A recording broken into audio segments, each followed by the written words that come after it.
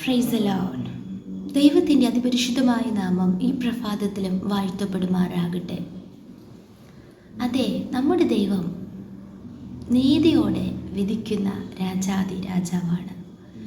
നമ്മുടെ നീതിയായ ദൈവം, നമുക്ക് വേണ്ടി നീതിയോടെ ഉത്തരമരുളുന്ന ദൈവം ഈ നാളുകളിൽ നമുക്ക് വേണ്ടി എഴുന്നേൽക്കും.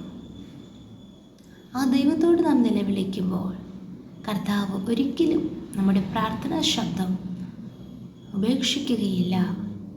ദൈവത്തെ അന്വേഷിക്കുന്ന നമ്മെ ഉപേക്ഷിക്കാതെ കർത്താവ് നമുക്ക് വേണ്ടി അത്ഭുതങ്ങളെ പ്രവർത്തിക്കും. ദൈവത്തിൻ്റെ നീതിയും ന്യായവും കർത്താവ് ഈ ദിവസങ്ങളിൽ തൻ്റെ മക്കളായി നമുക്ക് വേണ്ടി വെളിപ്പെടുത്തും. എന്നെ ശ്രവിക്കുന്ന എല്ലാ പ്രിയ ദൈവമക്കൾക്കും യേശു ക്രിസ്തുവിൻ്റെ നിസ്തുല്യ നാമത്തിലുള്ള എൻ്റെ സ്നേഹവന്ദനങ്ങൾ. ഈ ദിവസത്തിലും അല്പസമയ ചിന്തയ്ക്ക് ആധാരമായി 4 സങ്കീർത്തനങ്ങൾ അതിൻ്റെ 1 വചനം നമുക്ക് വായിക്കാം. എൻ്റെ നീതിയായ ദൈവമേ, ഞാൻ വിളിക്കുമ്പോൾ ഉത്തരമരുളയണമേ. ഞാൻ ഞെരുക്കത്തിലിരുന്നപ്പോൾ നീ എനിക്ക് വിശാലത വരുത്തി. എന്നോട് കൃപ തോന്നി എൻ്റെ പ്രാർത്ഥന കേൾക്കണമേ. അതെ, ഇവിടെ 3 കാര്യങ്ങളെ സങ്കീർത്തനക്കാരനായ ദാവീദിൻ്റെ പ്രാർത്ഥനയിൽ നമുക്ക് തിരിച്ചറിയുവാൻ കഴിയും. ഒന്നാമത്, അദ്ദേഹം ദൈവത്തെ ഒരു പേര് പറഞ്ഞ് വിളിക്കുകയാ, എൻ്റെ നീതിയായ ദൈവമേ. ഞാൻ വിളിക്കുന്ന ദൈവം ആരാണെന്നും ഞാൻ ആരോടാണ് പ്രാർത്ഥിക്കുന്നതെന്നും ഒരു ബോധ്യവും ഒരു അറിവും ദാവീദിന് ഉണ്ടായിരുന്നു. അതെ, നാം ഓരോരുത്തരും പ്രാർത്ഥിക്കുന്നവരാണല്ലേ. എന്നാൽ നാം ആരോടാണ് പ്രാർത്ഥിക്കുന്നത്? നമ്മുടെ ദൈവത്തിൻ്റെ പ്രത്യേകത എന്താണ്?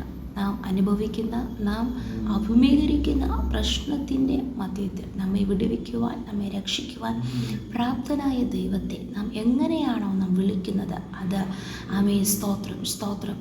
ഹല്ലേലൂയ. ദാവീദ് തനിക്ക് നീതി ലഭിക്കാതിരുന്ന സാഹചര്യങ്ങളിൽ ഹല്ലേലൂയ സ്തോത്രം മനുഷ്യരെല്ലാവരും തന്നോട് അനീതിയായി പ്രവർത്തിക്കുന്ന സാഹചര്യങ്ങളിലും താൻ ദൈവത്തോട് പറയുന്നു, എൻ്റെ നീതിയായ ദൈവമേ. അതെ, നമുക്കൊരു ദൈവമുണ്ട്. ഹല്ലേലൂയ. ദൈവത്തോട് അത്രമാത്രം ഒരു ബന്ധം ഏത് പ്രതിസന്ധി ഘട്ടത്തിലും ദാവീദിനുണ്ടായിരുന്നു. Praise the Lord. രണ്ടാമത്, അദ്ദേഹം പറയുന്നു, ഞാൻ ഞെരുക്കത്തിൽ ഇരുന്നപ്പോൾ നീ എനിക്ക് വിശാലത വരുത്തി.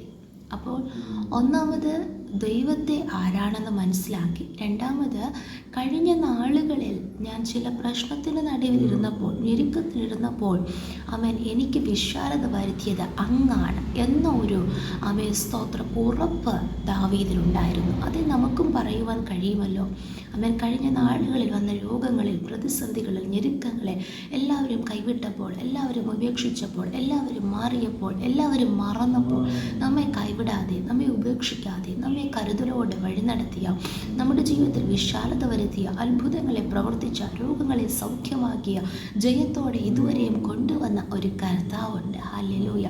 ആ ദൈവസ്ഥാനത്തിൽ നാം നന്ദിയുള്ളവരായിരിക്കണം. Praise the Lord. ദൈവമാണ് എനിക്ക് വേണ്ടി പ്രവർത്തിച്ചത് എന്ന ഒരു ബോധ്യത്തോടു കൂടെ ദൈവത്തിന് അവൻ്റെ നാമത്തിന് തക്ക മഹത്വം നാം കരയേറ്റണം. 3, അദ്ദേഹം അടുത്ത് പറയുന്നു, എന്നോട് കൃപ തോന്നി എൻ്റെ പ്രാർത്ഥന കേൾക്കണമേ. സ്തോത്രം. അവിടെ ദൈവം എൻ്റെ പ്രാർത്ഥന കേട്ടു.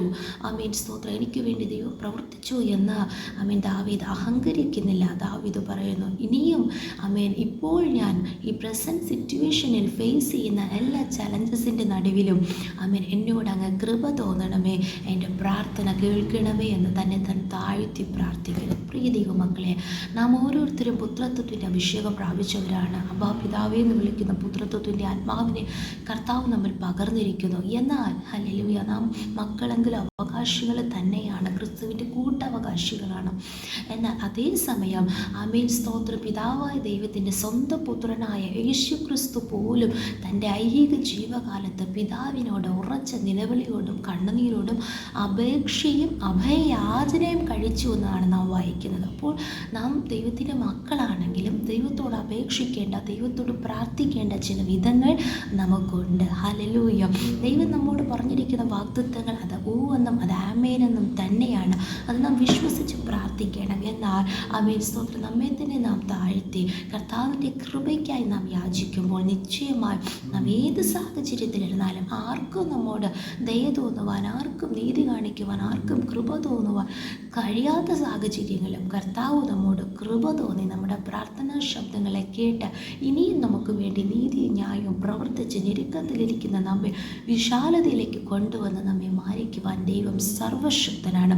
ആയതിനാൽ ദാവീദിനെ പോലെ നമ്മുടെ ദൈവം ആരാണെന്ന് തിരിച്ചറിഞ്ഞ് ആ അറിവോട് കൂടെ കഴിഞ്ഞ നാളുകൾ ദൈവം ചെയ്ത ഉപകാരങ്ങളെ ഓർത്ത് കർത്താവിന് നന്ദി പറഞ്ഞുകൊണ്ട് വീണ്ടും ദൈവസ്ഥാനത്തിൽ നമ്മെ തന്നെ താഴ്ത്തി സമർപ്പിച്ചു കർത്താവിൻ്റെ കരുണയ്ക്കായി കൃപയ്ക്കായി നമുക്ക് യാചിക്കാം. നിശ്ചയമായി സ്തോത്ര, കർത്താവിൻ്റെ കരങ്ങൾ കുറുകി പോയിട്ടില്ല.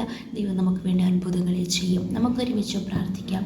നല്ല ദൈവമേ, സ്വർഗ്ഗസ്ഥ പിതാവേ, അനുഗ്രഹിക്കപ്പെട്ട ഈ പ്രഭാതത്തിലും അങ്ങ് ഞങ്ങൾക്ക് നൽകിയ നല്ല ആലോചനയ്ക്കായി സ്തോത്രം. വചനപ്രകാരം ഞങ്ങളെ തന്നെ സമർപ്പിക്കുന്നു. അതേ നാഥാവ് ഞങ്ങളുടെ പ്രാർത്ഥനാ ശബ്ദം ശ്രദ്ധിക്കുന്ന കർത്താവാണ്. പ്രാർത്ഥനയ്ക്ക് മറുപടി നൽകുന്ന ദൈവമാണ് ഞങ്ങളുടെ നീതിയായ ദൈവമേ.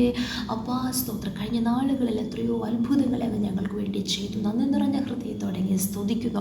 മരണത്തിൻ്റെ നീക്കുപോക്കുകളെ നൽകി ജയത്തോടെ ഞങ്ങളെ നടത്തിയല്ലോ. അപ്പോൾ ഓരോ നാൾ അങ്ങയുടെ കൃപ നൽകി ശക്തി നൽകി നടത്തുന്നല്ലോ കർത്താവ്. ആ കർത്താവ് ഇനിയും കർത്താവ് ഞങ്ങളോട് കൃപ തോന്നി ഞങ്ങളുടെ പ്രാർത്ഥനകളെ കേട്ട് അത്ഭുതങ്ങൾ ചെയ്യുന്ന കൃപയ്ക്കായി സ്തോത്രം ചെയ്യുന്നു. സമ്പൂർണ്ണമായി താഴ്ത്തുന്ന ഈ വചനം കേൾക്കുന്ന ഓരോരുത്തരെയും കർത്താവ് അനുഗ്രഹിച്ച് അവരുടെ പ്രാർത്ഥനാ ശബ്ദങ്ങളെ കേട്ട് അത്ഭുതങ്ങൾ ചെയ്യുന്നതിനായി സ്തോത്രം. യേശുവിൻ്റെ നാമത്തിൽ തന്നെ ആമേൻ. ആമേൻ. കർത്താവ് വചനങ്ങളാൽ നമ്മെ ഏവരെയും അനുഗ്രഹിക്കുമാറാകട്ടെ. ആമേൻ.